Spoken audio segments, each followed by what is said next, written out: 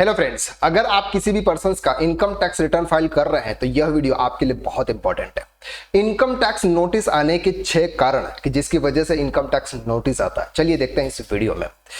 सबसे पहला जो कारण है वो है कि टैक्सेबल लिमिट से ज्यादा इनकम होने पर भी इनकम टैक्स रिटर्न फाइल नहीं करना। बहुत सारे पर्संस ऐसे होते हैं जिसकी इनकम टैक्सेबल लिमिट से ज्यादा, यानी कि अगर हम बात कर रहे हैं न्यू टैक्स रिटर्न्स की तो 3 लाख रुपीज से ज्यादा की अगर आपकी इनकम होती है तो आपको इनकम टैक्स रिटर्न फाइल करना होता है। तो ऐसे केसेस में अगर कोई भी पर्सन जिसके कुछ स्पेसिफिक ट्रांजेक्शन होते हैं और वो अपना इनकम टैक्स रिटर्न फाइल नहीं करता है तो इनकम टैक्स डिपार्टमेंट की वजह से उनको नोटिस जाता है। दूसरा, हाई वैल्यू ट्रांजैक्शन और रिटर्न की रिपोर्ट की इनकम में समानता नहीं होने पर। दैट मीन्स कि सर आपने जो भी इनकम टैक्स रिटर्न फाइल किया हुआ है और आपके एआईएस रिपोर्ट के अंदर कुछ और डेटा दिख रहा है जो आपने आपके इनकम टैक्स रिटर्न के अंदर शो नहीं किया हुआ है, तो वहां पर जब डेटा मिसमैच होता है तो इनकम टैक्स डिपार्टमेंट आपको नोटिस भेजता है। तो आपको यह ध्यान रखना है कि जब भी आप इनकम टैक्स रिटर्न फाइल कर रहे हैं अपने एआईएस रिपोर्ट को आप जरूर बराबर चेक कर लें। तीसरा, अपनी सभी इनकम को रिपोर्ट नहीं करना या कम रिपोर्ट करना। बहुत सारे पर्सन्स ऐसे होते हैं जो अपनी इनकम होने पर भी कुछ इनकम शो नहीं करते हैं क्योंकि उनको ज्यादा टैक्स पे करने का आएगा, लेकिन इनकम टैक्स डिपार्टमेंट को सब कुछ पता होता है क्योंकि आपका आधार कार्ड आपके पैन कार्ड से लिंक है। तो सब कुछ डिटेल इनकम टैक्स डिपार्टमेंट के पास में जाती है कि आपकी कौन कौन सी इनकम हो रही है, आप कहां कहां से इनकम जनरेट कर रहे हो, आपके पास में कहां कहां से पैसा आ रहा है। तो जो भी इनकम अपनी हो रही है वो इनकम आप अपने इनकम टैक्स रिटर्न के अंदर शो करें, जिसकी वजह से इनकम टैक्स नोटिस आने के चांसेस बहुत कम हो जाए। टीडीएस की राशि को रिटर्न में सही रिपोर्ट नहीं किया गया।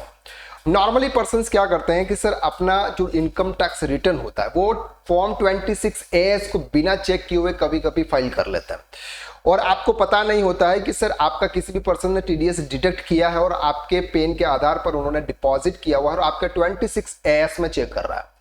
तो 26AS के हिसाब से आपके टीडीएस आपका डिडक्ट हुआ है, यानी कि आपकी इनकम हुई है। वो इनकम अगर आप अपने इनकम टैक्स रिटर्न के अंदर शो नहीं करते हैं तो यहां पर 26AS और आपके इनकम टैक्स रिटर्न के बीच में मिसमैच होता है, जिसकी वजह से इनकम टैक्स डिपार्टमेंट 100% सर आपको नोटिस सेंड करता है। तो जब भी आप इनकम टैक्स रिटर्न फाइल करें सबसे पहले अपना 26AS बराबर चेक कर लें कि उसके अंदर जो भी टीडीएस डिडक्ट हुआ है, जो भी टीडीएस आपके अकाउंट्स में जमा हुआ है, उसकी इनकम आप अपने इनकम टैक्स रिटर्न के अंदर शो करें। नंबर 5, डिडक्शन या एग्जाम्पशन को गलत क्लेम करना या गलत फाइलिंग या किसी फॉर्म को जमा नहीं करना। यानी कि अगर हम न्यू ओल्ड टैक्स रिटर्न्स की बात करें तो वहां पर सेक्शन 80C, 80D, 80U के बहुत सारे डिडक्शंस मिलते हैं जो हर पर्सन क्लेम करता है अपनी इनकम टैक्स लायबिलिटी को कम करने के लिए। नॉर्मली अगर किसी के इसमें डिडक्शन नहीं होता है फिर भी वो क्लेम कर लेता है क्योंकि उसका इनकम टैक्स कम हो जाए। तो आपको ये ध्यान रखना है कि अगर आप ओल्ड टैक्स रिजाइम में जा रहे हो तो आपको ये ध्यान रखना है कि जब भी आपके एक्चुअल में डिडक्शंस हो तो ही आपको लेने हैं, अदरवाइज आपको डिडक्शंस नहीं लेने हैं। अगर आप न्यू टैक्स रिजाइम में जा रहे हो तो वहां पर वैसे भी कोई भी डिडक्शंस आपको नहीं मिलते हैं, तो इसमें टेंशन लेने की बिल्कुल जरूरत नहीं है। And number 6, income tax return और एनुअल इंफॉर्मेशन स्टेटमेंट डिफरेंस की वजह से, यही बात की थी हमने annual information statement AIS report के हिसाब से, और आप जो इनकम टैक्स रिटर्न के अंदर जो भी डिटेल आप फिल करते हैं वो अगर मिसमैच होती है तो इनकम टैक्स डिपार्टमेंट आपको नोटिस भेजता है। तो जब भी आप इनकम टैक्स रिटर्न फाइल करें सबसे पहले आप 26AS को चेक कर लें। 26AS में आपके टीडीएस की डिटेल्स आ जाएगी, जो भी टीडीएस की डिटेल्स है वो आपकी इनकम होगी और टीडीएस को मिलाकर आप अपनी इनकम अपने इनकम टैक्स रिटर्न के अंदर शो करें, चाहे वो सैलरी से हो, इनकम फ्रॉम अदर सोर्सेस से हो, या income from house property, PGBP या फिर कैपिटल गेन से हो।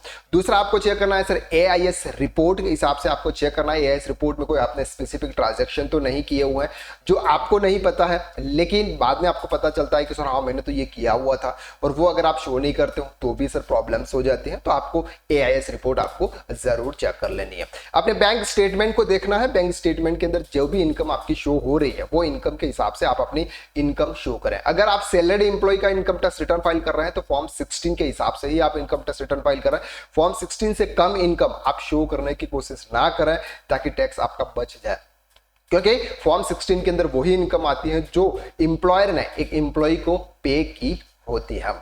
तो आज के इस वीडियो में बस इतना। नेक्स्ट वीडियो में हम फिर मुलाकात करते हैं, तब तक के लिए थैंक यू सो मच।